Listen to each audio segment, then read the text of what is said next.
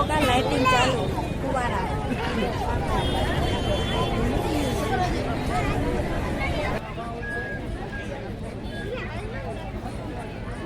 गोमती नदी का इतिहास। नदिया का जल अपनी कहानी अपनी जुबानी बयां करता है।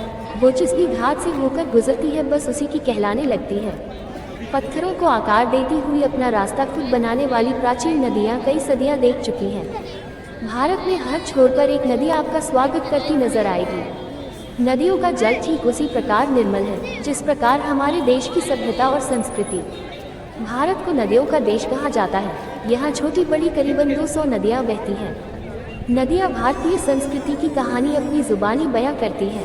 इसी सूची में गोमती नदी का नाम भी शामिल है, जो गंगा की सहायक नदियों में से एक है। गंगा जमुनी तहजीब की मिसाल पेश करती इस नदी के किनारों पर न सिर्फ हिंदू धार्मिक स्थल मौजूद है बल्कि सदियों पुरानी मस्जिदें भी मौजूद हैं। गोमती ताल से अपनी यात्रा आरंभ करने वाली गोमती नदी 960 किलोमीटर का एक लंबा सफर तय कर वाराणसी जिले के निकट कैथी शहर मार्कंडेय महादेव मंदिर के सामने गंगा से मिल जाती है। दरअसल उत्तर प्रदेश के पीलीभीत को गोमती का जन्म स्थल माना जाता है। इस नदी का पौराणिक महत्व भी है।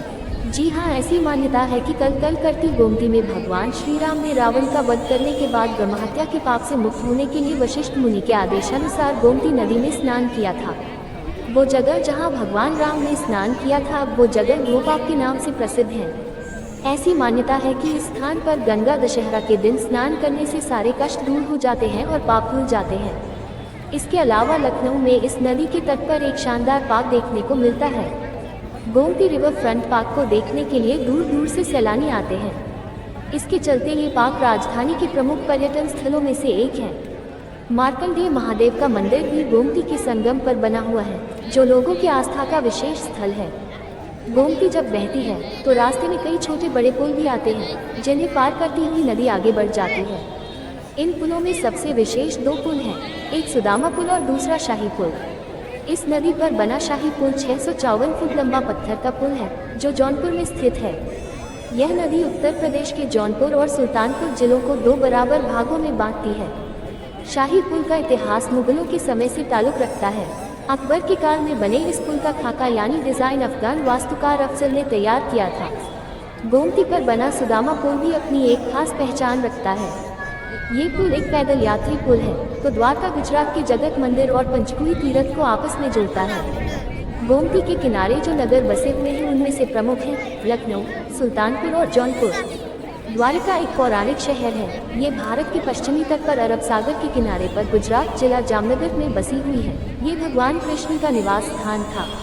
द्वारका नाम संस्कृत भाषा के शब्द द्वार से लिया गया है, जिसका अर्थ है दरवाजा। ये भारत के 7 प्राचीन शहरों में से एक है, जो कि द्वारिकाधीश मंदिर के नाम से प्रसिद्ध है। द्वारिका में श्री कृष्ण ने अपने राज्य पर शासन किया था, इसलिए ये हिंदुओं के लिए सबसे महत्वपूर्ण तीर्थ स्थान में से एक है। श्री कृष्ण की सत्तारूढ़ जगह के अलावा द्वारिका वह जगह है जहां भगवान विष्णु ने शंखासुर नामक राक्षस को मार डाला। इस ऐतिहासिक घटना के अलावा पुराण हिंदुओं का एक पवित्र ग्रंथ में विशेष रूप से बताया है कि द्वारिका के पवित्र स्थान में नागेश्वर महादेव नामक भगवान शिव को प्रकट करने वाले 12 ज्योतिर्लिंगों रोशनी के स्तंभ में से एक है। एक लोकप्रिय मान्यता यह है कि इस शहर ने भगवान श्री कृष्ण को पृथ्वी से बाहर जाने के बाद अरबी समुद्र में 6 बार डुबो दिया है और वर्तमान द्वारका 7वां शहर है जिसको पुराने द्वारिका के पास पुनः स्थापित किया गया था। श्री कृष्ण ने मथुरा शहर में रहने वाले लोगों की भलाई के लिए मथुरा में युद्ध को छोड़ दिया, इसलिए इसका नाम रणछोड़ायत था। उन्होंने मथुरा छोड़ने का फैसला किया और द्वारिका शहर की स्थापना की। जब मथुरा में युद्ध हुआ तब श्री कृष्ण ने कंस को मार डाला था, जो कि श्री कृष्ण के मामा थे, लेकिन वही क्रूर राजा था जो शहर पर शासन कर रहा था। बाद में उन्होंने उग्रसेन की घोषणा की, जो कि कंस के पिता मथुरा के राजा थे। ये कंस के ससुर मगध के राजा द्वारा स्वीकार नहीं किया गया था और उसने 17 बार मथुरा पर हमला किया था। लोगों को नुकसान न पहुंचे और उनकी सुरक्षा सुनिश्चित करने के लिए श्री कृष्ण यादवों को द्वारिका ले गए। जैसा कि श्री कृष्ण द्वारा बताया गया है, विश्वकर्मा एक खगोलीय वास्तुकार थे। उन्होंने समुद्र से एक टुकड़े को पुनः प्राप्त करके गोमती नदी के तट पर शहर का निर्माण किया। उस समय द्वारका स्वर्ण द्वारिका के नाम से जाना जाता था, अर्थात धन और समृद्धि के कारण स्वर्ण का दरवाजा। द्वारवती और कुशस्थली इसमें 6 अच्छी तरह से विकसित क्षेत्रों में से थे, जिसमें चौड़ी सड़कें, आवासीय और वाणिज्यिक क्षेत्र, महलों और कई सार्वजनिक उपयोगिताओं शामिल थी। सुधार्मिक सभा नामक एक विशाल हॉल में होने वाली सार्वजनिक सभाएं एक अच्छा बंदरगाह की मान्यता के कारण शहर एक अच्छा व्यापार केंद्र था और शहर में सोना, रजत और रत्नों के साथ 700,000 महल थे। इसके अलावा शहर में आकर्षक वनस्पति उद्यान और झील भी शामिल है। प्रधानमंत्री नरेंद्र मोदी ने आज देश को सबसे लंबे केबल आधारित पुल की सौगात दी। गुजरात में ओखा मुख्य भूमि और बेयक द्वारका को जोड़ने वाले लगभग 2.32 किलोमीटर सुदर्शन सेतु का उद्घाटन पीएम मोदी ने रविवार को सुबह किया। जानकारी हो कि इस पुल के निर्माण में लगभग 980 करोड़ रुपए खर्च हुए हैं। इस सुदर्शन सेतु को ओखा बेयक द्वारका सिग्नेचर ब्रिज के रूप में भी जाना जाता है। ये करीब 2.5 किलोमीटर लंबा है और प्रतिष्ठित द्वारकाधीश मंदिर में आने वाले निवासियों और तीर्थयात्रियों के लिए बहुत महत्व रखता है। ओखा मुख्य भूमि को बेयक द्वारका द्वीप से जोड़ने वाले सुदर्शन सेतु से इस क्षेत्र में कनेक्टिविटी बढ़ने की उम्मीद है। सुदर्शन सेतु भारत का सबसे लंबा केबल आधारित पुल है, जिसमें फुटपाथ के ऊपरी हिस्सों पर सौर पैनल लगाए गए हैं, जो 1 मेगावाट बिजली पैदा करते हैं। 4 लेन वाले पुल के दोनों तरफ 2.50 मीटर चौड़े फुटपाथ हैं। प्रधानमंत्री नरेंद्र मोदी ने अक्टूबर 2017 में पुल की नींव रखी थी। सुदर्शन सेतु को 978 करोड़ रुपए की लागत से बनाया गया था। सुदर्शन सेतु में भगवद गीता के श्लोकों और दोनों तरफ भगवान कृष्ण की छवियों से सजा हुआ एक फुटपाथ है। ओखा बेत द्वारका सिग्नेचर ब्रिज के निर्माण से पहले तीर्थयात्रियों को बेत द्वारका में द्वारकाधीश मंदिर तक पहुंचने के लिए नाव परिवहन पर निर्भर रहना पड़ता था। ओखा बेत द्वारका सिग्नेचर ब्रिज भी पर्यटकों के आकर्षण का केंद्र बनेगा। ओखा मुख्य भूमि को बेयक द्वारका द्वीप से जोड़ने वाले सुदर्शन सेतु से इस क्षेत्र में कनेक्टिविटी बढ़ने की उम्मीद है। सुदर्शन सेतु भारत का सबसे लंबा केबल आधारित पुल है, जिसमें फुटपाथ के ऊपरी हिस्सों पर सौर पैनल लगाए गए हैं, जो 1 मेगावाट बिजली पैदा करते हैं। 4 लेन वाले पुल के दोनों तरफ 2.50 मीटर चौड़े फुटपाथ हैं। प्रधानमंत्री नरेंद्र मोदी ने अक्टूबर 2017 में पुल की नींव रखी थी। कैसी लगी वीडियो? अच्छी लगी हो तो लाइक शेयर कीजिए। सुदर्शन सेतु को 978 करोड़ रुपए की लागत से बनाया गया था। सुदर्शन सेतु में भगवद गीता के श्लोकों और दोनों तरफ भगवान कृष्ण की छवियों से सजा हुआ एक फुटपाथ है। ओखा बेत द्वारका सिग्नेचर ब्रिज के निर्माण से पहले तीर्थयात्रियों को बेत द्वारका में द्वारकाधीश मंदिर तक पहुंचने के लिए नाव परिवहन पर निर्भर रहना पड़ता था। ओखा बेत द्वारका सिग्नेचर ब्रिज भी पर्यटकों के आकर्षण का केंद्र बनेगा। गोमती नदी का इतिहास। नदिया का जल अपनी कहानी अपनी जुबानी बयां करता है। वो जिस भी घाट से होकर गुजरती है बस उसी की कहलाने लगती है। पत्थरों को आकार देती हुई अपना रास्ता खुद बनाने वाली प्राचीन नदियां कई सदियां देख चुकी हैं। भारत में हर छोर पर एक नदी आपका स्वागत करती नजर आएगी। नदियों का जल ठीक उसी प्रकार निर्मल है जिस प्रकार हमारे देश की सभ्यता और संस्कृति।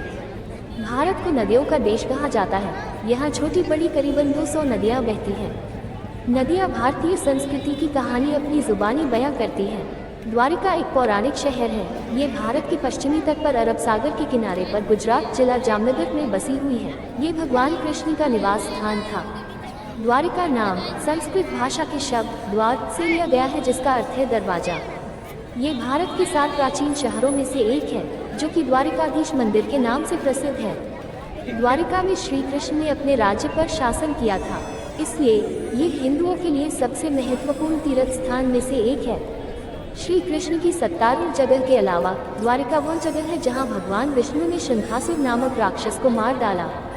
इस ऐतिहासिक घटना के अलावा पुराण हिंदुओं का एक पवित्र ग्रंथ में विशेष रूप से बताया है कि द्वारिका के पवित्र स्थान में नागेश्वर महादेव नामक भगवान शिव को प्रकट करने वाले 12 ज्योतिर्लिंगों रोशनी के स्तंभ में से एक है। प्रधानमंत्री नरेंद्र मोदी ने आज देश को सबसे लंबे केबल आधारित पुल की सौगात दी। गुजरात में ओखा मुख्य भूमि और बेयक द्वारका को जोड़ने वाले लगभग 2.32 किलोमीटर सुदर्शन सेतु का उद्घाटन पीएम मोदी ने रविवार को सुबह किया। जानकारी हो कि इस पुल के निर्माण में लगभग 980 करोड़ रुपए खर्च हुए हैं। इस सुदर्शन सेतु को ओखा बेत द्वारका सिग्नेचर ब्रिज के रूप में भी जाना जाता है। ये करीब 2.5 किलोमीटर लंबा है और प्रतिष्ठित द्वारकाधीश मंदिर में आने वाले निवासियों और तीर्थयात्रियों के लिए बहुत महत्व रखता है।